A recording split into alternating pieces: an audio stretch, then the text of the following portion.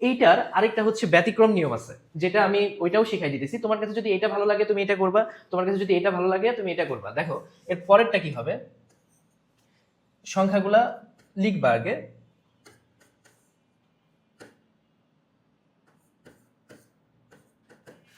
এই যেটা ছিল কোশ্চেনে ওইটা আগে লিখছি, এখন এইটাকে 2 দ্বারা গুণ করব, প্লাস তারপরেরটাকেও 2 দ্বারা গুণ করব, প্লাস এরপরে আছে 1, 1 কেও 2 দ্বারা গুণ করব, প্লাস তারপরে আছে আবার 1, এটাকেও 2 দ্বারা গুণ করব, প্লাস তারপরে আছে হচ্ছে 0, 0 কেও 2 দ্বারা গুণ করব, প্লাস তারপরে আছে হচ্ছে 1 দশমিক পরে আগে হচ্ছে সিম্পলি লিখে যাব 1 সেটাকেও 2 দ্বারা গুণ করলাম, প্লাস আছে 0 সেটাকেও 2 দ্বারা গুণ করলাম।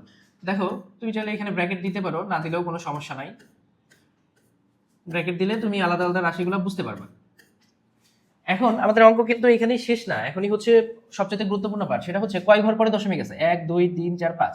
তাহলে এটা 1 ঘর 2 ঘর 3 ঘর 4 ঘর 5 ঘর। এই 2 এর পাওয়ার হবে হচ্ছে 0। ডান দিকে গেলে 2 এর পাওয়ার প্লাস, বাম দিকে গেলে 2 এর পাওয়ার প্লাস 1 করে পারবে। এটা 1, এটা 2, এটা 3, এটা 4। আর বাম দিকে গেলে 2 এর পাওয়ার -1 করে পারবে। তাহলে এটা -1, এটা হচ্ছে -2। এটা কি হয়, এটা 1 ইনটু তাহলে 16 প্লাস হচ্ছে 1 ইনটু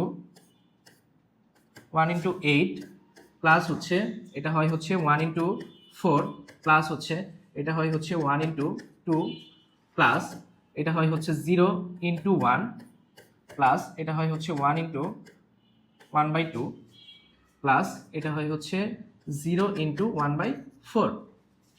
এটা হয় 16, এটা হয় হচ্ছে 8, এটা হয় 4, এটা হয় হচ্ছে 2 প্লাস এটা 0 হয়, এটা হয় হচ্ছে 0.5, এটা হয় হচ্ছে 0।